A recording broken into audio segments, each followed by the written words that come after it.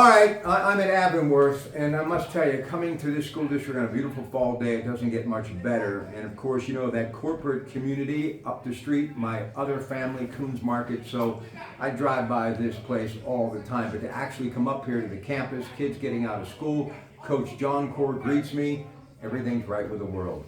Listen, let's talk a little bit about this year. You know, I covered high school sports since the mid-'80s.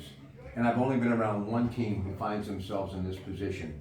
And I was talking to Luke Travelpiece earlier today at Southside. They are undefeated going into the final regular season game. They, for the first time, are back in the state rankings since 1999. That same year, they won the Big Seven. They won it this year, first time since 1999. They ran the table at 15-0.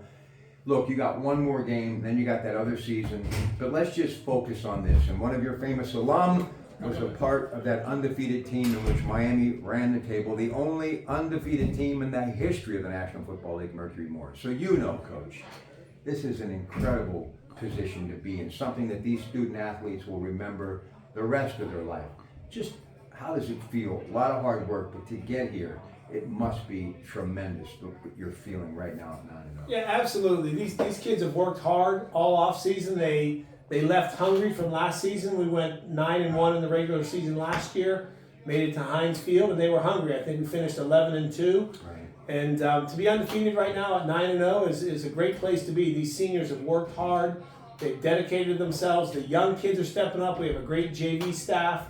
We're filling in gaps where we need to, and we're rolling, which we're excited about. We have a great program and a great history, and we're very excited with where we are. Well, one thing is for sure, they have won a state championship, and they're going through some lean times, but you can't take your foot off the pedal when it comes to Quaker Valley. We'll get to that in a moment, the last regular season game. I saw a quote from Mike Tomlin just a few minutes ago. He was talking about how we play fearless, talking about Kenny Pickett, and we play to win.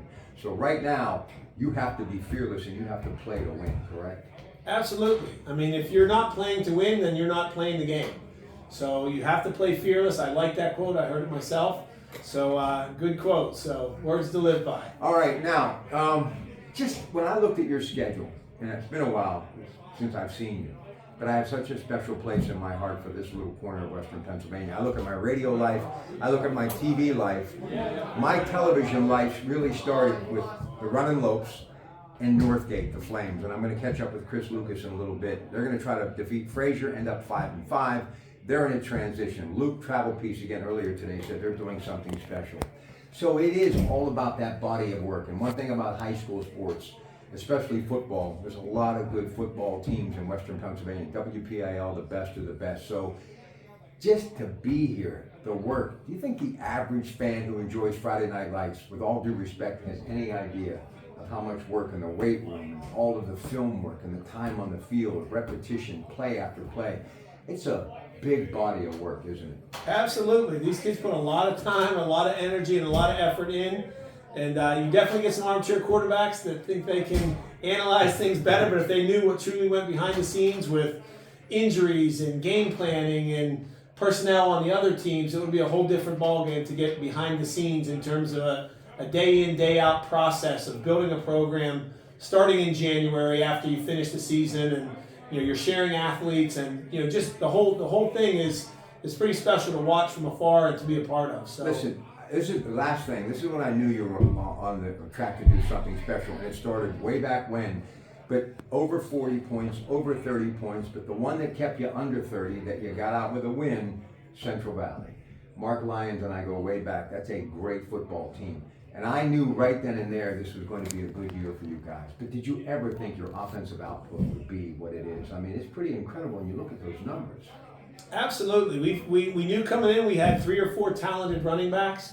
We knew we had a quarterback battle, and we had some good receivers returning. So we've put things together offensively with a great staff. My dad gives significant input. He's 80 years old. The best. Dan Cuban does significant input. Vince Bevilacqua, our line coach, gives significant input. It's a team effort in terms of calling plays and making decisions and game planning week in and week out. And the kids are making plays. They're executing. And so that's fun to watch and see it unfold. Listen, I can't thank you enough for giving me time. Don't forget the Allegheny Health Network Sports Medicine Friday Night Game of the Week. They happen to be the team physicians and trainers who take care of the running lopes, my good friend Dr. Mayo, Ed Snell, and others. And remember, this Friday night, we've got Montour and West Allegheny, and those coaches will join me right after local news at 11 on the Coons Market Black and Gold Sunday Show in KDK.